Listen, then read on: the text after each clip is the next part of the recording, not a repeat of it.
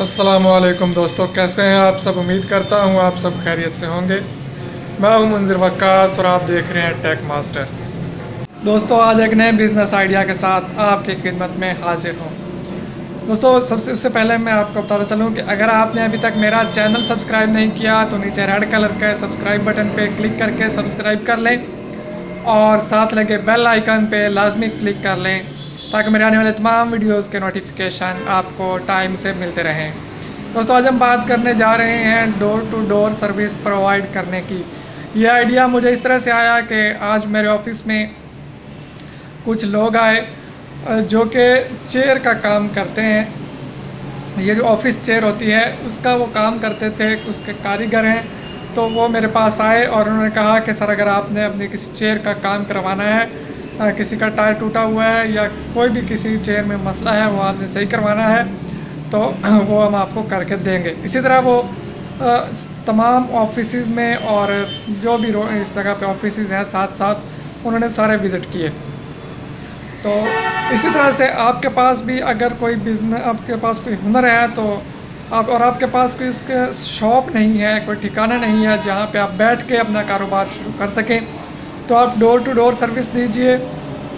इसमें आपका पहली बात तो ये है कि आपका जो है शॉप का ख़र्चा बच जाएगा। आपको कोई बिजली का बिल आप नहीं दे रहे, आप रेंट नहीं दे रहे आप डोर टू डोर जाके सर्विस प्रोवाइड कर रहे हैं। इससे एक तो कस्टमर को फ़ायदा होता है कि उसको उधर बैठे बैठे सर्विस मिल रही है और दूसरा आपको फ़ायदा होता है कि आपको जनाब आसानी से काम मिल जाता है।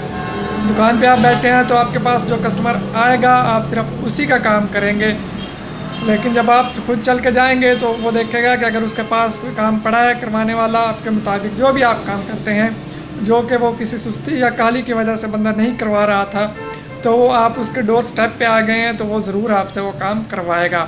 तो इस तरह से अपने हुनर को काम में लाइए। वसाइल के लिए आप वेट मत कीजिए। इसी तरह से छोटे लेवल पे काम शुरू कीजिए, आहिस्ता आहिस्ता उसी अर्निंग से आप इंशाल्लाह एक बहुत बड़ा कारोबार खड़ा कर सकेंगे।